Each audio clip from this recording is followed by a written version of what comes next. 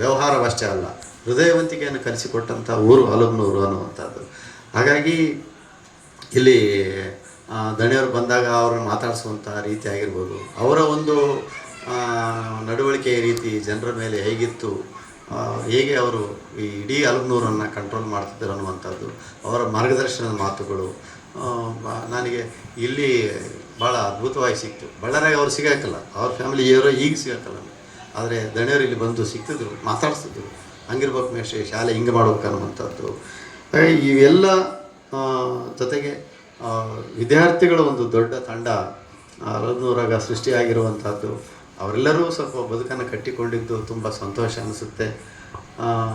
ಆಮೇಲೆ ಎಚ್ ನರಸಿಂಹಯ್ಯವರ, ನನಗೆ ಶಿವಮೂರ್ತಿ ಅದನ್ನೇ ಹೇಳಿದೆ, ಎಚ್ ನರಸಿಂಹಯ್ಯವರ ಪ್ರಶಸ್ತಿ ಬಂದು ಕೇಳಿ ನನಗೆ ಭಾಳ ಸಂತೋಷ ಆಯ್ತು ಸರ್, ರಾಜ್ಯ ಮಟ್ಟದ ಪ್ರಶಸ್ತಿ ಅಂತ. ಯಾಕೆ ಹಂಗಾಗುತ್ತೆ, ಯಾಕೆ ಅವ್ರಿಗೆ ಸಂತೋಷ ಆಯಿತು ಅಂತ ಎರಡು ಕಾರಣ. ನನಗೆ ಬಂದಿದ್ದು ಒಂದು ಸಂತೋಷ, ಆದರೆ ಎರಡನೇದು ಎಚ್ ನರಸಿಂಹಯ್ಯನವರ ಪಾಠವನ್ನು ಅವಾಗೇ ಹೇಳಿಬಿಟ್ಟಿನಿ ನಾನು ಅವರಿಗೆ.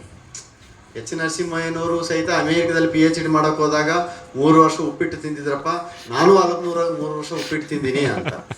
ಹಾಗೆ ಅವರು ಯಾಕೆ ಅಂದರೆ ಬೇರೆ ಅಡುಗೆ ಮಾಡ್ಕೊಳ್ಳೋಕೆ ಬರ್ತಿದ್ದಿಲ್ಲ ಅವ್ರಿಗೆ ಕೂಡ, ನಮ್ಮದು ಅದೇ ಪರಿಸ್ಥಿತಿ ಇತ್ತು ಅಂತ ಹೇಳುವಂಥದ್ದು. ಅವರ ಒಂದು ಶಿಸ್ತುಬದ್ಧ ಜೀವನ, ಆನಂತರ ಮೂಢನಂಬಿಕೆಗಳನ್ನು ಹೋಗಲಾಡಿಸುವಂಥ ಕೆಲಸದಲ್ಲಿ ಎಚ್ ನರಸಿಂಹನವರು ಏನು ಮಾಡಿದ್ರು, ಅವರ ಬದುಕು ಹೇಗಿತ್ತು ಅನ್ನುವಂಥ ವಿಚಾರಗಳನ್ನು ಇವ್ರಿಗೆ ಹೇಳಿದ್ದೆ. ಅದನ್ನು ಇವ್ರ ಜೀವನದಲ್ಲಿ ಅಳವಡಿಸ್ಕೊಂಡೋದಕ್ಕಾಗಿ ಎಚ್ ನರಸಿಂಹರ ಸ್ಥಾನ ಉನ್ನತ ಸ್ಥಾನದಲ್ಲಿ ಇತ್ತು. ಅವರನ್ನು ಅನುಸರಿಸುವಂಥ ಕಾರಣದಿಂದಾಗಿ ಇವರೆಲ್ಲ ಏನು ಮಾಡಿದಂದರೆ ಇಷ್ಟ ಆಯಿತು ಅವರಿಗೆ. ಹಾಗಾಗಿ ಇಲ್ಲ ಸರ್, ಎಚ್ ನರಸಿಂಹಯ್ಯನವರ ಪ್ರಶಸ್ತಿ ಬಂದದಕ್ಕಾಗಿ ನಾನು ನಮ್ಮೂರಿಗೆ ಕರ್ಕೊಂಡು ಬರ್ತೀನಿ ಸರ್, ನಿಮ್ಮನ್ನು ನೀವು ಬರಬೇಕು ಅಂತ ಹೇಳಿ. ಹೀಗೆ ಒಂದು ದಿನ ನಾನು ಟ್ರಾನ್ಸ್ಫರ್ ಆಗಿ ಹೋದ್ಮೇಲೆ ಸಹಿತ ಶಿವಮೂರ್ತಿ, ನಾನು ಸಿರೂಪ ತೆಕ್ಲಿಕೋಟೆಗೆ ಟ್ರಾನ್ಸ್ಫರ್ ಆದಾಗ ಶಿವಮೂರ್ತಿ ಪಾಲಿಟೆಕ್ನಿಕ್ ಮಾಡೋಕ್ಕೆ ಬಂದ.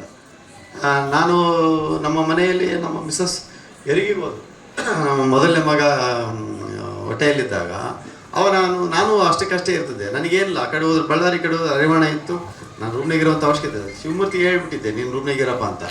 ಆದರೆ ಹಂಗೆ ನಂಟು ಬೆಳೀತಾ ಬಂತು. ಈ ಅಲುಗ್ನೂರು ಬೇರೆ ಬೇರೆ ಹುಡುಗರು ಬಂದು ಆ ಸಿರೂಪದಲ್ಲಿ ಅಧ್ಯಯನ ಮಾಡ್ಬೇಕಾದ್ರೆ ನನ್ನ ಹತ್ರ ಬರ್ತಾಯಿದ್ರು.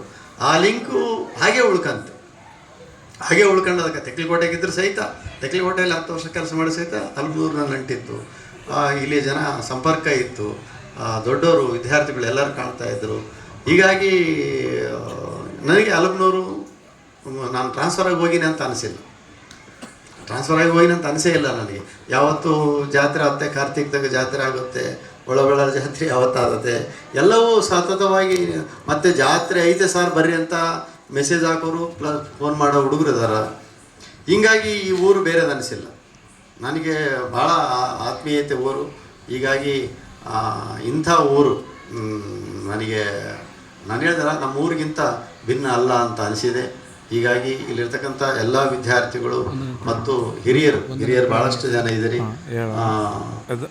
ನಿಮ್ಮೆಲ್ಲರ ರೀತಿಯ ಅಭಿಮಾನಕ್ಕೆ ಮತ್ತು ವಿಶೇಷವಾಗಿ ಶಿವಮೂರ್ತಿ ನಾನು ಇಲ್ಲೇ ಕರೆಸಿ ನನಗೆ ಈ ಥರ ಮಾತನಾಡಲಿಕ್ಕೆ ಅವಕಾಶ ಮಾಡಿಕೊಟ್ಟು ನಿಮ್ಮೊಂದಿಗೆ ಅನಿಸಿಕೆಗಳನ್ನು ಹಂಚಿಕೊಳ್ಳೋಕ್ಕೆ. ಯಾಕಂದರೆ ಒಂದು ಪುಸ್ತಕ ಬರಿಬೋದು, ಅಲುಗ್ನೂರಿನ ಜೀವನದ ಬಗ್ಗೆ ಬರಿಬೋದು, ಏನಿಲ್ಲ. ಅಥವಾ ನಾನೇ ನನ್ನ ಅನುಭವಗಳನ್ನು ಬರಲಿಕ್ಕೆ ಆರಂಭ ಮಾಡ್ತೀನಿ. ಅಷ್ಟು ನಂಟು, ಭಾಳಷ್ಟು ಜನರ ಹೆಸರುಗಳು ನನಗೆ ಗೊತ್ತು, ಮುಖಚರ್ಯೆ ಗೊತ್ತು. ಹೀಗಾಗಿ ನಾನು ಕೇಳಿದೆ, ನಾನು ಎಷ್ಟು ಮೊನ್ನೆ ಈ ಡ್ರೈವರು ನಮ್ಮ ಈತ ರುದ್ರಗೌಡನ ಬರ್ಬೇಕಾದ್ರೆ ಕೇಳಿದೆ ನಾನು, ಅಪ್ಪ ನಿಮ್ಮ 3 ದಾಟಿ ಮೇಲೆ ಅಲ್ಲಿ ಹೋಗೋರು ಹಳ್ಳ ಹೆಂಗೈತೆ ಅಂತ ಕೇಳಿದೆ ನಾನು. ಯಾಕಂದರೆ ಹಳ್ಳದಾಗ ಭಾಳ ಚೆನ್ನಾಗಿ ನೀರೇ